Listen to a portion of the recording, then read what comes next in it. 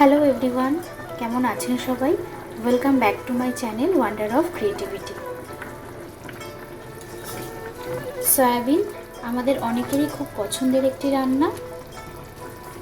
সয়াবিনেরই একটা নিরামিষ ডিশ আজকে আপনাদের সাথে শেয়ার করছি। সোয়াবিন গরম জলে ভিজিয়ে রেখে দিয়েছি। সর্ষের তেল দিয়েছি, তেল গরম হলে ফোড়নে দিচ্ছি একটা তেজপাতা আর গোটা জিরে। আলুটা ভেজে নিচ্ছি।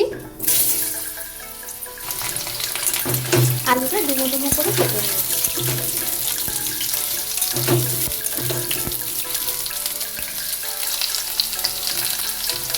আলু ভাজার মধ্যে দিয়ে দিচ্ছি টমেটো কুচি। টমেটোটাও আলুর সাথে ভেজে দিচ্ছি। এবার নুন দিয়ে দিচ্ছি।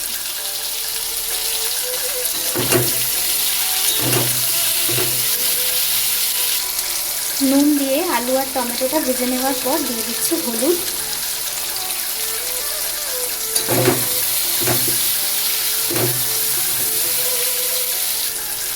এবার দিয়ে দিচ্ছি একসাথে বেটে রাখা আদা আর কাঁচা লঙ্কা।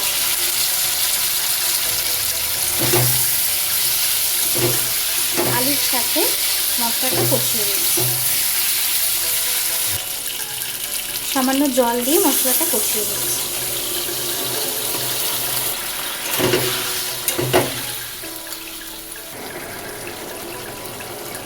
হাফ চামচ জিরের গুঁড়ো দিচ্ছি।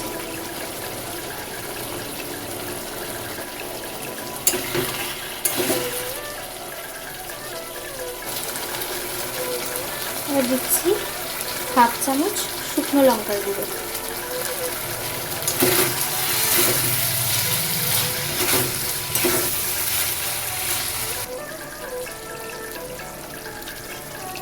জল চিপে সেই জলটা ফেলে এবার সয়াবিনগুলো দিয়ে দিচ্ছি।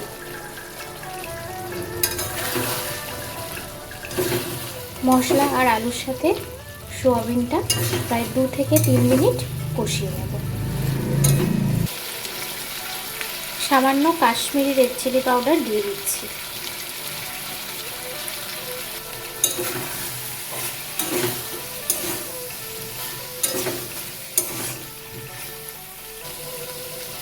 সব একসাথে ভালো করে কষানো হয়ে গেলে জল দিয়ে দিচ্ছি।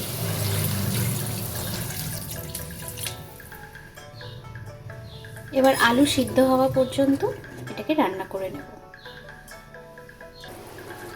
ঝোল ফুটে যাওয়ার পর দিয়ে দিচ্ছি গরম মশলার গুঁড়ো।